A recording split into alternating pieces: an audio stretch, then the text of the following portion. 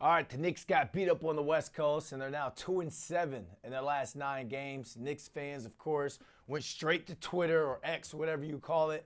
They went in full panic mode. Is it Mike Brown? Is it Cat? Who knows? But how are the Knicks going to stop the bleeding? Let's discuss this with Mike Vaccaro, our New York Post sports columnist. Try and make some sense of what exactly is going on. Mike, we'll start with the Jalen Brunson injury update that we got. He missed the Warriors game, obviously, but he was labeled day-to-day, which is always a good sign because it shows there's no severe injury there. That's the good news, but the bad news is it's the third time in just this calendar year alone that he's injured that right ankle. I know folks want him to have an MVP season, but do you think the Knicks need to start thinking about load management with Brunson to keep him fresh for April and June in the playoff run? Well, the tricky thing about an ankle, Brandon, as you know, as an athlete, I'm sure you sprained your ankle a billion times. I mean, it's not necessarily something that you fix by just having a lot of rest. I mean, even the other day, it wasn't even like Jalen, hopped on it or stepped on someone's foot. He just misstepped. And look, we know enough about ankles that once you sprain it once, it's vulnerable to be sprained again and again. That's the part of, there's the old adage that you'd rather have a break than a sprain. And I don't know if that's a medically sound piece of advice, but you understand that if you sprain your ankle once, you're probably going to sprain it again and again. And if it had happened in the 53rd minute of a double overtime game, maybe you have a better case for being tired being the problem. But in this case, I just think it's an issue he's going to have to deal with, and the Knicks have to hold their breath. Look, I mean, we see the difference between the Knicks with him and without him. And sometimes you need a reminder of this because sometimes, in the course of an individual game, a certain lineup will look terrific and people will say, well, that was without Brunson on the floor. Like, all right, maybe you can survive that a day or two or a quarter or two or, 5 or 10 minutes at a time, but certainly not an extended period of time and certainly not in the playoffs. And so that's certainly going to be something that I think you look at as a Knicks fan because it's not like it's going to get stronger overnight. Ankles just tend to be vulnerable once they've been sprained. And obviously he's got a sore spot there. Yeah, but I look at it like he can play as well as he's been playing throughout the course of the year to make a statement on why he should be the MVP, but it's when he's not in the lineup that goes to show you why he's this team MVP. When Jalen Brunson goes down, Cat needs to step up. A lot of people been upset with Cat's inconsistency. Mike Brown has kind of called him out, but Carmelo Anthony called him out. So here's a video on Melo on Cat, and then we're going to get your response to that. Now, Cat is the bridge between all of it. Cat is the bridge between JB doing what he do and the others doing what they do. 1,000%. Why? That's why people are so. I don't think people look at it that way. They don't talk about it. They don't talk about it, but he is the bridge between Jalen Brunson and the other guys on that team. That's the difference between the Knicks being here and here. Yeah. And like being always. And it's a lot of pressure, 100%, right? If you really think about it. But Cat is the difference between the Knicks being a third seed or getting to the Eastern Conference Final. Okay. All right, Mike. So do you agree with what Melo just said? And what is this team's ceiling with Cat as its number 2? Well, we saw what the ceiling was last year. I think it's the very same ceiling. I mean, there's no doubt that they're a team capable of getting to the finals. And look, I realize there's a lot of concern about the Knicks right now, and rightfully so. I mean, we've seen the Nuggets lose Jokic for a month, and yet they keep still winning. The Knicks should still be able to win without Brunson, without the pieces they've had. They've not had a full team really since the NBA Cup, and that's something to consider when you think about how inconsistent they've been. But Cat is the guy that's really the concern because he clearly has not had as good a year this year as he had last year. He hasn't had a season that's anywhere close to what his standard season is. He looks a little disjointed. He looks a little frustrated. Still picking up bad fouls, still making plays that make you shake your head sometimes. And, I just think you have to go back on a player's history. I mean, clearly he's a better player than this. He didn't just forget how to play basketball overnight. And so, yes, I agree with that. Look, I mean, Cat is a guy who is an all-league player. He's an all-star player.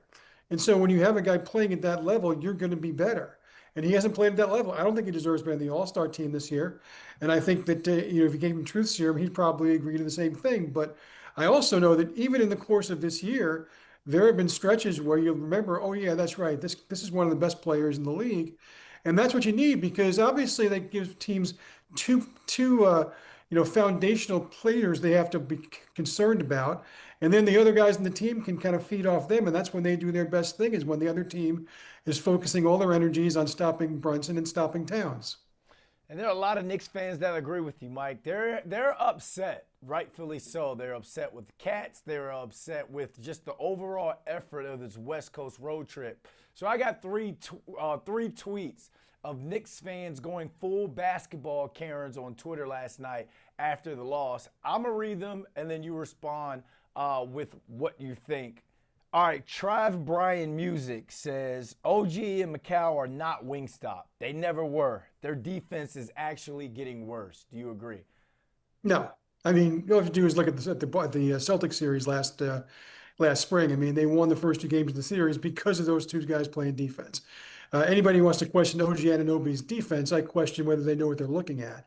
I think this, and I have a feeling that all of these things are going to go back to the same denominator, which is it is a long season. The Knicks are still 10 games over 500. They're one game worse than they were a year ago. And look, last year they won 51 games. They're basically on pace for the same team, for the same season. And I think everybody was happy the way that went last year. I don't look, is the Knicks defense overall a problem? Of course it is. They gave up way too many open threes. They have to get better at doing that. There's no question about that. To single those two out is odd, because those are really the only two guys I think that bring it every night. Stacy Brown Media says Leon Rose moving from Tibbs to no defense Mike Brown is up there with giving 6 picks for Bridges and trading for Cat. And whatever happened to the elite defense from Macau and OG and even Deuce, play-in team at best now, SMH. Playing team, huh? I mean, look, anything can happen. I mean, look, if Brunson's out for a month, sure, they might fall to the seven seed. I mean, you can't guarantee that. But when they're, I think it's hilarious how quickly things change in the NBA. On New Year's Eve, they were almost 20 points up on the Spurs with a chance to go into a tie for first place in the East. That wasn't that long ago. Yes, they've scuffled since then badly. Now, they haven't had their team since then either. They're missing Hart, a huge element. They're missing Brunson the last couple of days. They have not had their full team since before the NBA Cup. I think you have to take that into consideration. You have to remember how well they were playing when they were at their full strength. And it's the nature of a basketball season up and down. I mean, I would say they're probably not going to finish with the number 1 seed, but let's say that the Pistons do. The Pistons are a team that Knicks beat 3 times on the road last year in the playoffs. Clearly, to make judgments like that in January, I get it. Look, fans are frustrated, and you know what? This is far better than it was as recently as 5 and 6 years ago, when people didn't care. I mean, caring too much, is far preferable than not caring at all. So I get it. I understand the frustration. I do encourage a lot of people, and I hear from a lot of the same people. Take a deep breath. We are literally at the halfway mark. There's 41 more regular season games to go before you can actually start judging this team. From the start, we all said this team is going to be judged entirely on what it did in the playoffs. Mike Brown specifically would be judged on whether he got this team to the finals. And, we're still months away from determining that. So I would encourage it. I'm not saying that you shouldn't be concerned. I'm not saying that what you saw last night, the last couple of nights in California, shouldn't be bothersome. But I would encourage a deep breath. It's a good team. They were playing terrific ball as recently as 3 weeks ago. I don't think they forgot how to play. There's a picture out there of Mike Brown and Draymond Green hugging. And then, Mike Brown has kind of thrown Cat under the bus after some post-game press conferences. There's a fan out there that think there's something there between Cat and Mike Brown. Do you agree? Well, I definitely think it's been a hard time for them to adjust to working to each other. And, Mike Brown, unlike a lot of coaches in this league and every other league, has been pretty quick to admit that, a lot of that is on him. He has to adjust to his players. And Cat's the one glaring example, because Cat's been having some struggles. And there's no question about that. And look, I mean, it's something that there's still time to fix, but it has to get fixed. And this goes back to what we were talking about earlier with Carmelo's comments. I mean, Cat is such an important part of what the Knicks ceiling is that he's got to get right. I mean, right now he doesn't look right. I tend to look at a guy's, basketballreference.com page and say, well, this is a guy who's been at a pretty certain consistent level for a long time. He's still relatively young. There's no reason why that basketball player isn't still in there, but it's on Mike Brown now to draw that out. Last tweet, Alex B of Knicks Central says Knicks were 19-7 before the NBA Cup championship. Knicks are 7-9 since the NBA Cup championship. But thank God millionaires won $500K. What's your response to that? Well, I think one of the funny things about sports fans is that we're always looking for something to complain about. And there's been a lot of things with the NBA Cup. We didn't want the banner. Some people wanted the banner. Just it's silly, all the money. You know what? No one was complaining the night they were schooling the Spurs. Even last year in the spring when they made it to the Eastern Conference Finals, I don't think people felt as good about the Knicks as they did the night they won the NBA Cup. Now, whether you care about the NBA Cup or not, the fact of the matter is the teams they beat en route to the NBA Cup, including the Spurs, made people feel awfully good about this team, and rightfully so. They looked terrific. So I don't think you can minimize the competition. Sure, you can make fun of millionaires making money. I get that. And certainly, we did a lot of lampooning of the banner and all that. Right up to the owner, making kind of making light of it. But I think that's and yes, it's easy because they haven't played well since then. There's no question about that. Do I think the NBA Cup is responsible for that? I don't. All right, Mike. Thanks for coming on and reading these tweets, my man.